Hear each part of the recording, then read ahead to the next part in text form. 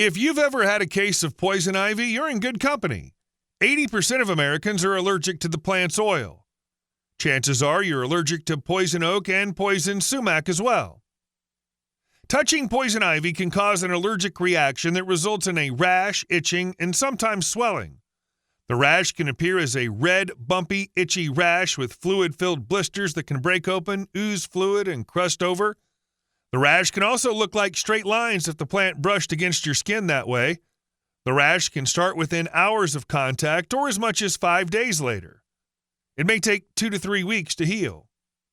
The best thing you can do is wash it off immediately. The allergen in the plant is water-soluble for a very brief period of time. If you wash it off within 10 minutes, about 50% of the allergen could be removed, enough to avoid an allergic reaction. But after an hour, it basically binds to your skin.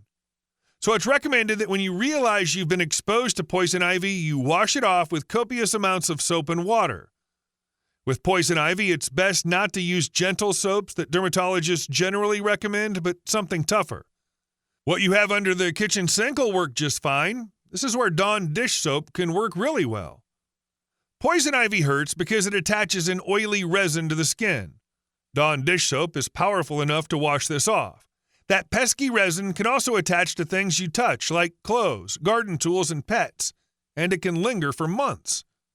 So you'll want to wash exposed items and animals as well to avoid recontamination. If you happen to get a red, streaky, itchy rash 24 to 72 hours after exposure, you can usually treat the symptoms at home. If it gets to the blistering stage, cool baths, cool compresses, and calamine lotion's fantastic to dry those blisters out. If you have a mild case, you could also try over-the-counter hydrocortisone.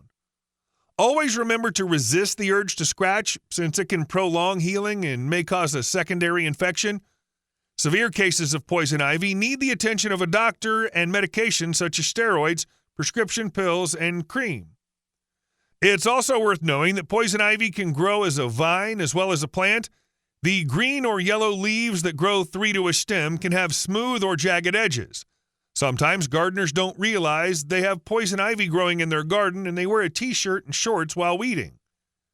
Always do yard work in long sleeves and pants and you'll help yourself out quite a bit.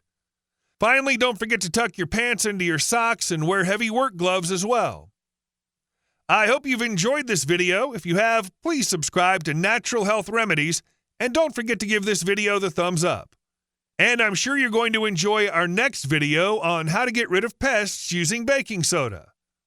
Thanks for watching and bye for now.